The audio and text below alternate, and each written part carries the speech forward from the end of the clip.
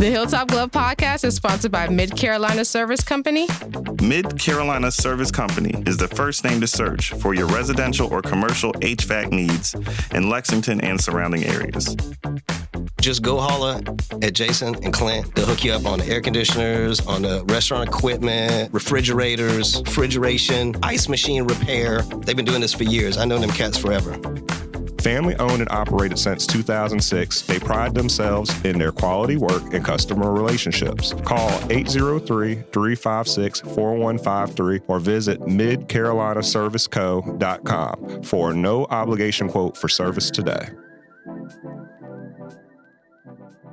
This episode of Hilltop Glove Podcast is proudly sponsored by Your Dollar Store. Located at 3017 Farrell Road in Columbia, South Carolina. Owned by Brian Thomas, Your Dollar Store has been serving the community since June 2021 with a mission to provide fresh produce and essential household items to neighborhoods in need, serving areas like Booker, Washington Heights, and other nearby locations affected by grocery store closures. Your Dollar Store is a convenient one-stop shop for those seeking healthier food options and affordable essentials. Support a local business that's dedicated to giving back. Your Dollar Store, where you can shop, chat, and leave with a smile. The Hilltop Glove Podcast is sponsored by True Brilliance Entertainment. True Brilliance is a production, promotions, and management company dedicated to connecting artists and producers across the Carolinas to music industry professionals. Several of their clients have placements both domestic and internationally as a result of their services.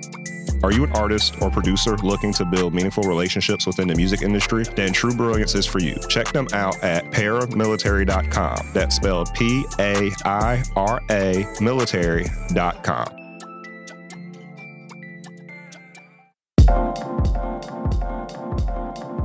Welcome to the Hilltop Glove Podcast. Welcome to the Hilltop Glove Podcast. Welcome to the Hilltop Glove Podcast. Welcome to the Hilltop Glove Podcast.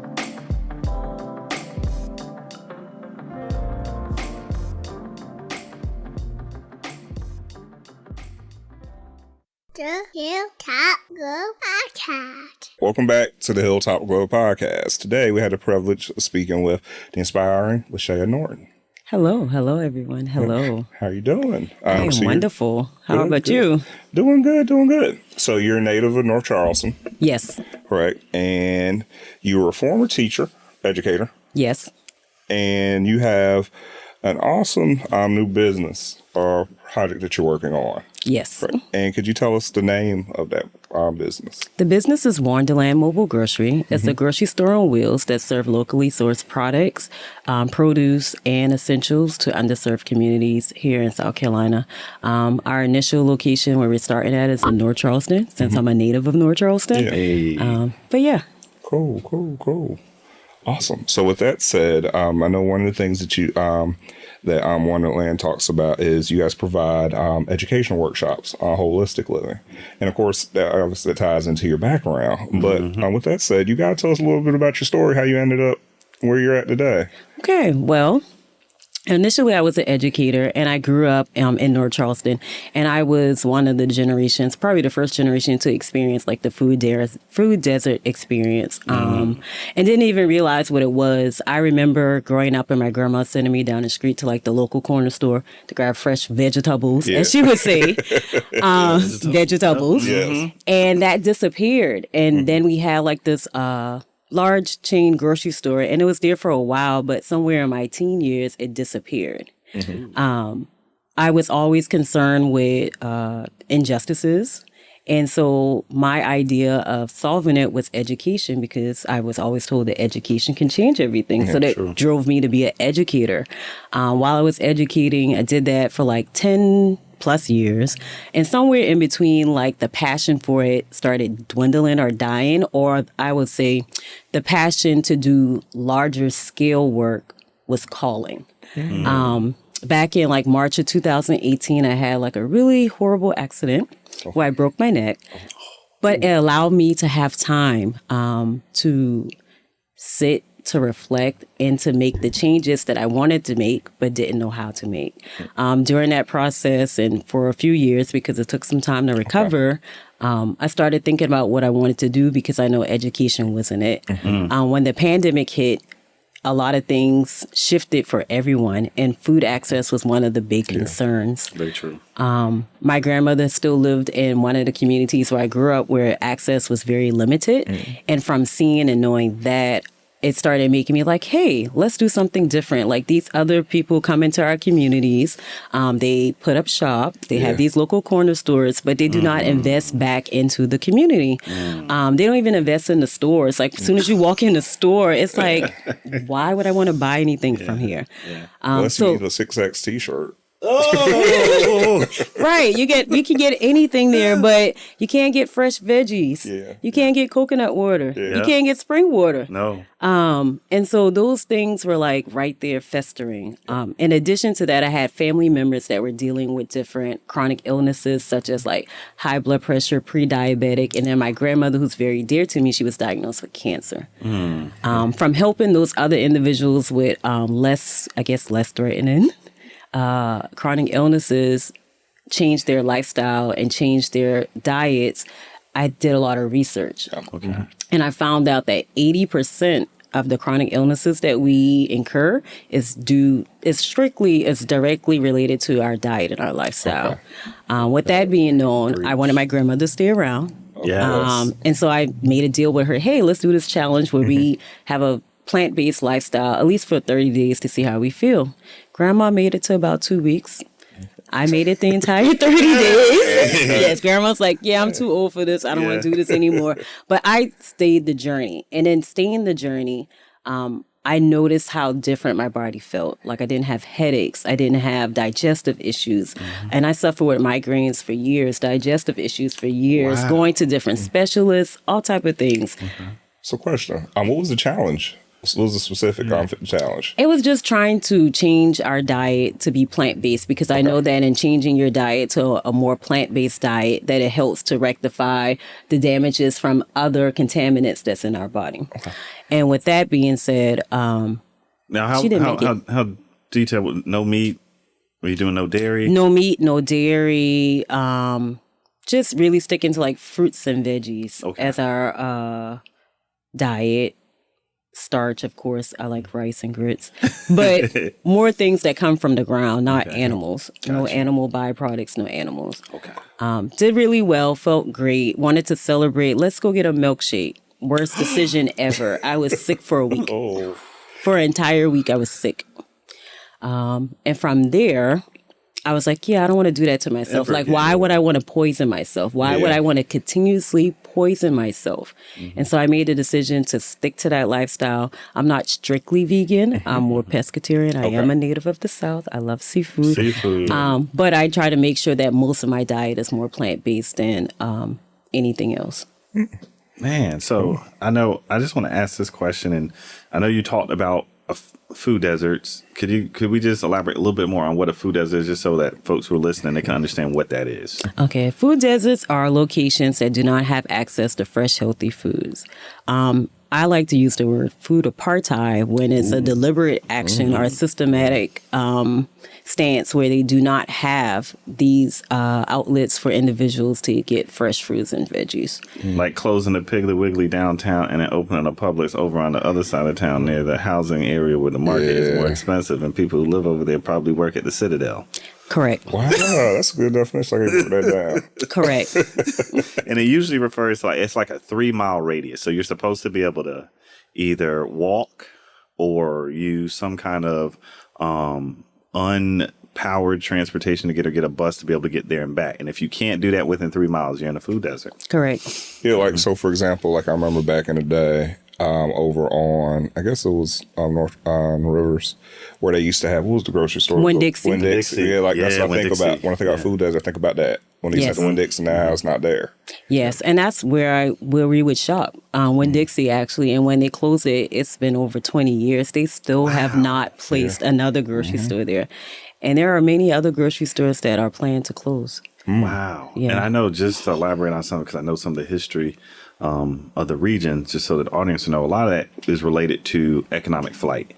So there used to be a base over there, and when that base was there, the community that was there was economically viable. And I had to learn this, and this is crazy when you talk about food deserts, but grocery stores have an actual algorithm that they use to determine whether or not they will move into a neighborhood. And it's based on the median income levels. And so you can tell by the median income level in a location when you see a certain store, all right, people here make about this much money a year. So I know like Food Line, we're looking at, they must sell, I think it's like a little bit over like between $1 million, $3 million in sales a year. And they're looking for median income to be somewhere above between 20 and 60. A Publix, they want 5 to 10. You got to have people make it between 60 and 90 before they will even decide to set up shop. So that's accurate. That's very accurate. I've been we're talking with individuals and policies and trying to figure out like why we didn't have a grocery store. Yeah. And those were the reasons. Those were the reasons. They aren't like, we aren't being mean about it, but we can't make money. That's what they'll tell you. And until they can do that, they will not open up a store. And it creates those. And I just find that, I find it a lot of things, but I will say this. In those communities, and I've done the research, like in North Charleston alone, they spend about $16 million in retail annually. Retail? $16 million in retail, just in North Charleston alone. God. So the money is there. I just don't understand the connection. How does the grocery store not go there? And that's where it gets to the point where you called it apartheid, because that's when you have a dedicated or a system that is attempting to make sure that certain commodities are not available based on some kind of social demographic situation. Yeah. Because I doubt that you will see that occur in Mount Pleasant. I doubt that they would disallow a grocery store from opening down there because, per se, what they were to say this. They're making too much money, so I won't open a Food Line. That's never going to happen. The Food Line will still open, right? Even though that's not their normal economic base. You're still going to get a store. So I definitely agree with you. And I lived over in the east side across from where the Piggly Wiggly was. And as somebody who lived there and in the population and going to the meetings, the neighborhood association meetings, I saw the drastic effects when that store shut down. Everybody were trying to get up King Street to go to the Food Line that was over there because that was the only food option unless you want to go down to the Harris Teeter down on East Bay. But a lot of those people didn't feel comfortable going down there for, different reasons. And so they wanted to go someplace in their community. And the cool thing about that Piggly Wiggly, and it was there for such a long time, and it was the flagship stores, number one, was that everybody would go to it. And so there was a sense of community around the store and it being there, and you could get your South Carolina grown fruits and vegetables. You could get fresh made food out of the deli and et cetera. Just things that you would need to make sure that you weren't just eating junk. That's correct. My grandmother loved that Piggly Wiggly. It was so communal. Like everyone, it was the same people that was working there. Yeah. They know your names, they know your faces, they greet you. And that's the experience that we want customers to have when they come to Wanderland. There we go. I did a lot of research. Like this idea came into conception about 2020, like I said, around a pandemic. Yeah. I intentionally did interviews and surveys within the communities that I already knew I wanted to serve to ask questions and to figure out what it is that they want. Because another part of having a grocery store is making sure that it's culturally relevant food available for the individuals that's coming in. Very smart. And it was so breathtaking just to hear the response from the older members of the community remembering food trucks that would come through, and not your traditional food truck, but the person that had the station wagon or the pickup truck, and you could get your fresh fruits and vegetables. All of that's disappeared too. Also, them having a place to come and convene with one another, to socialize, to talk, and it being a hub. All of that disappeared with those things being removed. So we're making sure that we add in those elements and pieces in Wanderland. Beautiful. Speaking of which, what kind of fruits and vegetables do you offer, or were you looking to offer that would be, related to the community? Well, I know that we love collards. Yeah. Collards is a big one. Onions and peppers is always in a meal. Yep. There are a lot of different things. And then what I've discovered is that the demographics are changing in some of the areas that we are serving. Yeah. It's a higher Hispanic population. Yeah. And I actually like Hispanic food. I love cactus. I love mushrooms and tacos and some of the other non-traditional dishes. So making sure that we have things like that, like tomatoes. And they use a lot of fresh products inside their cooking. They cook from scratch. Yeah. So making sure that we have those. And what we're doing is we're connecting and partnering with food hubs, farmers on a big scale and small farmers to make sure that we have a diverse inventory and fresh local produce. So it reduces the travel time. It reduces, it's literally farm to table. So I got a question about that. Because like I said, you do the mobile grocery store. So when do you do the purchasing, or at least like how does that get done throughout the week? Well, it's a process. It's a process, and I'm still learning because we're still new. And it's based on the needs of the community and what we are seeing in trends. Okay. We're definitely working on it. It's hard to, because I would figure that's one of the biggest, I think, hurdles to getting that stuff to people. And because, of course, what's going on, you're hearing us talk about it consistently throughout the political realm and even just economically, just basic economics within South Carolina. But getting food to people at an affordable price without spending a lot of money on transport and distance. So, for instance, like if you can get something from closer by, it's going to be cheaper because first of all, you don't have to spend a lot on fuel to get it to the location, and then the smaller the distance is from the purchaser to the grocer also helps with the cost, because now that person doesn't have to drive far to get to it, and you don't also have to go far to get to them. And what's cool about you being mobile is literally you roll right up into the community. Right. And that's the thing, like we want to take any barriers that has been associated with being accessing fresh food and education away. And so that's why we go directly into the communities. We want to be that community hub where they know that on Thursday between 10 and 1, we're going to be there, and that they can come and shop and get whatever it is that they need, even if it's education, because we also want to educate the people. We understand that some of them do not access or eat fruits and veggies because they don't know about it. They don't understand, or they don't even have access to it. And so we're eliminating all of those barriers and making it a friendly environment. Because even when you go into like traditional grocery stores, it's hard to find someone to ask them questions, even like where something is at. And we want to eliminate all of that.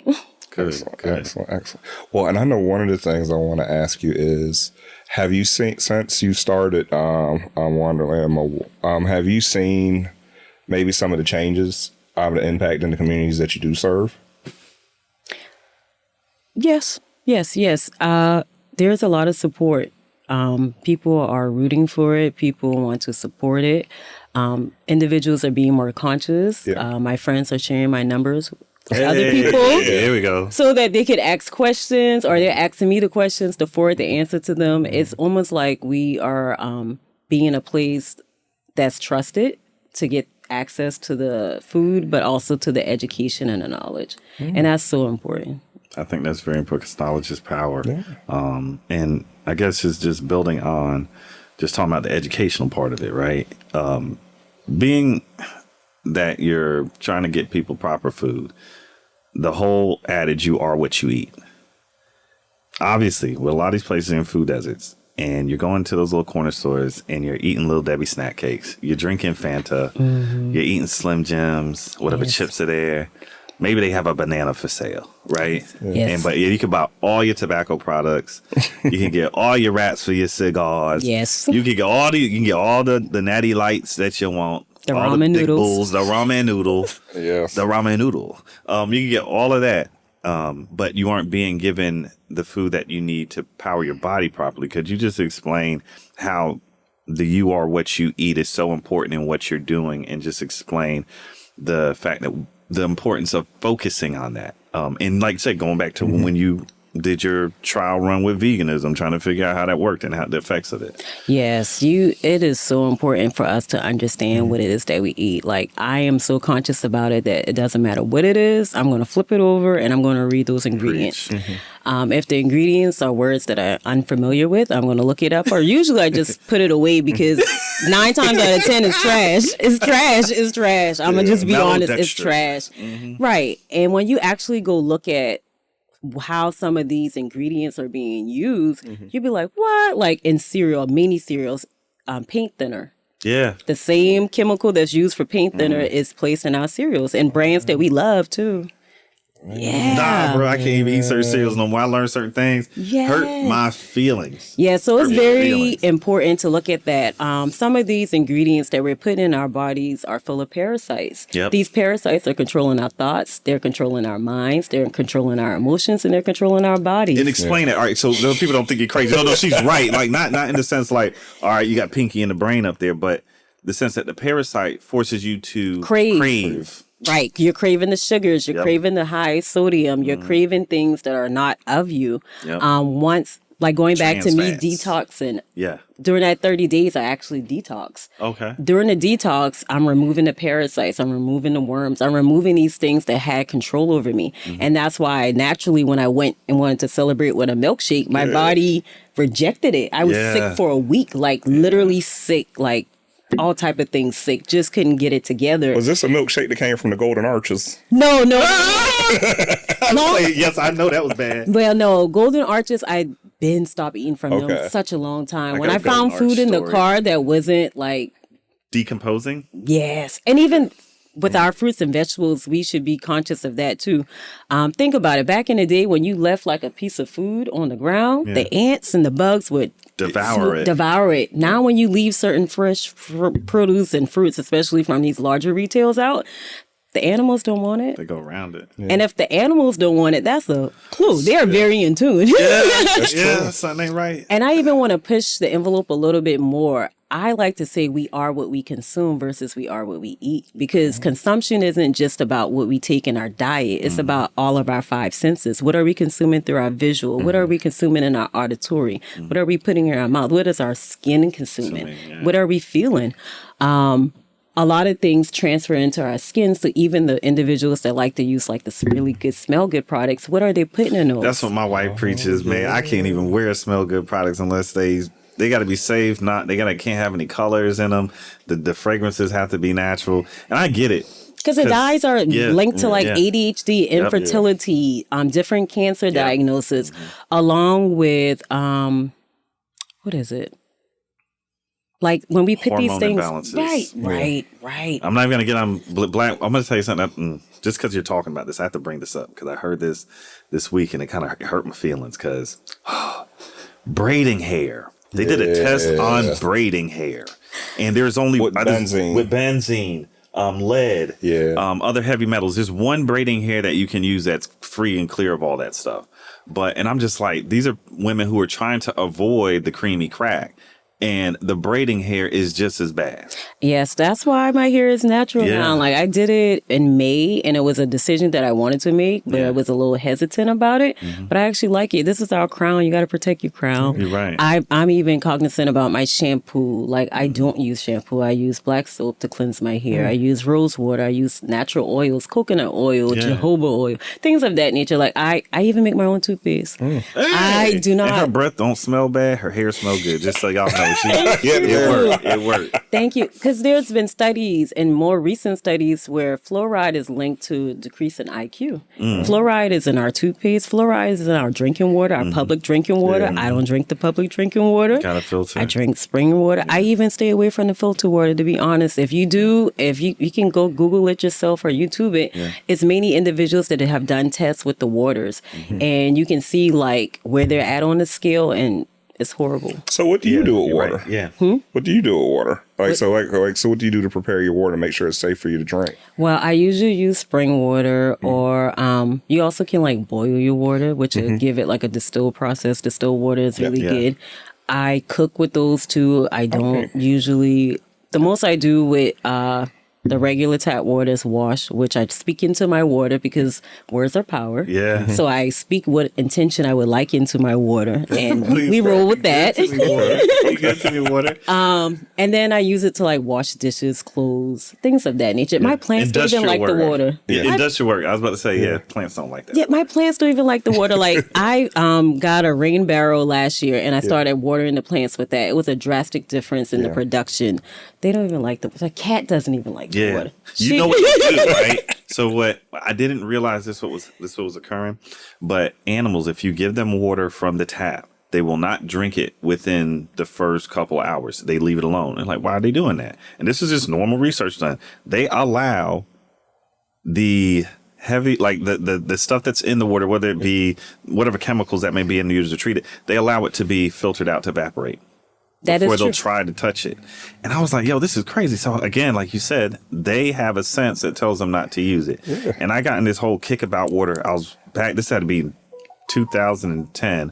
I was actually like watching some videos about water electrolysis. And I tell everybody about this, think I'm crazy. But you can use electrolysis in a water to test it. And then what it does is it separates all of the different particulate matter so you can see it. And they were testing bottled waters with it. They were testing tap waters with it and stuff. And the colors that were coming out, black, blue, pink, all these, and they were telling you what these were, like different mites, dust particles, dirt, chemicals, and etc. And so from then I was like, okay, everything has to be filtered down twice, 3 times. You got to get a specific type of filter to actually do it. I use a zero water filter and then or distill your water in order to have it clean so that you can drink it and your body doesn't have to then deal with all this other stuff which causes diseases and illnesses. And then the crazier part is with those waters being contaminated, our bodies don't necessarily absorb it. So now we dehydrate it. True. And speaking back to the animals, like I have a cat and a dog, and when we use water from out the tap, they wait a very long time. My cat can see me just put fresh water down, and she will go find a natural source, like a rain puddle, and drink from there before she drink out the bowl. Yep. Smart, man. They're smart. So obviously, it's very important for us to take care of our own. And this is just something, I know this is not even a question, this is something I want to know. How important do you think it is specifically now with the environment that we're in for us to, first of all, support our own, finance our own, and then make sure that we are, as a community and a collective, aware of what we need in order to be better as a whole? Because I don't think people, this is what's really cool about what you're doing. Real quick. Go ahead. I think I just realized. Who's that? Then we'll start back on that question. Because you're on question 5. Right? Yep. Okay, that's cool. Cool. Got it. So. All right. Because he was making that noise. Yeah, because thanks. All right. Ready? Yeah. We'll go back. You're counting 3, 2, 1. All right. So with what you're doing, it's very important for, in my mind, with what we're looking at today in the political atmosphere and economic atmosphere, for communities to be able to support each other directly. I mean, one-to-one. And like you said, with education, but also economically, the importance of buying from each other and making sure that we are in control of what it is that we are bringing into our communities for consumption, whether that be through media, our music, not allowing the corporate people to say this is what you can talk about on songs. And even with the food we eat, to realize, hey, I don't need McDonald's to be a big part of our community. Instead, I want to have local groups, local businesses like your own, to impact us. How important is that to you now with what you have been seeing, current event wise and et cetera, in our country? It's very, very important. We as people, we spend the most money. And that's research. We spend the most money for many different things. And a lot of times we just don't invest in our health and wealth in the ways that's best, because for one, some of us do not know. And then some of us just choose to do what the media is telling us is the norm. I can say that I've been very blessed to have a supportive village of individuals around me within the communities, helping me to make this dream, or once a dream, a reality, and not just for myself, but for others. It's just so important because the economy is unstable. We don't know. Part of some of the education that we want to do is helping people to learn how to start gardens at their home so that way they can have food available right there. We're not depending on a system, because what I do know is that when we depend on a system, at any moment that system decides to change things like how they have in the past with grocery stores, it's gone. Then what? We don't need to prepare for things at the moment that it's happening. It's about being prepared before. Proactive. And if we actually start coming back and doing communal things, because I feel like COVID helped us to isolate one another and to stay separated. And I feel like we as a culture of people haven't come back to like actually communing. Sitting down with one another and being intentional and having intentional conversations like how we're having here. Like no one's attached to their device. Nope. No one's in a phone. And when you go out into the world, you see a lot of that, like a lot of disconnection. By us investing in ourselves, we learn to trust ourselves. When we trust ourselves, then we can align and have discernment to trust others. Man, you put that well. Facts. It's not about harming anybody. No. It's about making sure that you're accountable to each other. That's how I always like to look at it. And I guess to wrap up today, we want to make sure that you get a chance to, of course, get your shameless plugs in. One of the things I was talking to you about before we started, please shout out who made this cool thing you got on my really cool friend, Brianna White, she made this shirt. She does sublimations and all type of stuff like that. And she made the shirt. I just really wanted a shirt to get my brand out there. One of my other girlfriends, she always told me that I was always in my brand colors. And I was like, well, why not have a branded shirt? And so she did this. It has my name because a lot of people get my name wrong. So we have it, LaShaya. So it's spelled. A lot of people call you LaShaya, don't they? They call me LaShaya, Latasha, Latoya, so many other things. Yes. That's why the name is there. So that way you can see all the letters. Once you see the letters, then you know how to spell it. But I love my logo. It's dope logo. Good color scheme too. Thank you. Life colors, Yes. And you can find us on Facebook, YouTube, Instagram. We also have a website, www.wanderlandmobilegrocery.com. There, individuals, if they want to work and collaborate with us, whether that's giving us a place to pop up and park our vehicle, sponsoring a neighborhood, sponsoring educational courses, or just volunteering and helping out, you can go to our website and fill out the form under our community partnerships. And we're always looking for partnerships with different people, different individuals. I feel like when we have these authentic conversations, you realize that you're so rich around you and that you can tap into that network to create your net worth. You're right. You're very right. And question, just to make sure we're clear, the for Instagram, Facebook, etc., they're looking for what? Wanderland Mobile Grocery. So Wanderland Mobile Grocery is what we have across everything. It's at Wanderland Mobile Grocery on YouTube, and on Instagram and Facebook, it's Wanderland Mobile Grocery. It's all one word. Please make sure that your device doesn't auto check and change it to Wonderland because it's Wanderland with an A. And the wander, it was intentional behind the name. Wander means to walk about aimlessly. We don't want individuals walking around aimlessly, so our land is the place for people to come. And whenever we're available, you can come to our land, and you don't have to be aimless about health. So we take the wander out of healthy living. Oh, that's your tagline. That's smooth. I like that. I like that. But we're going to wrap up on this episode. Do you want to wrap up? You never wrap. Yeah, wrap up. Wrap up today. Spot to wrap up. Yeah. All right. So this has been another incredible episode of the Hilltop Glove Podcast.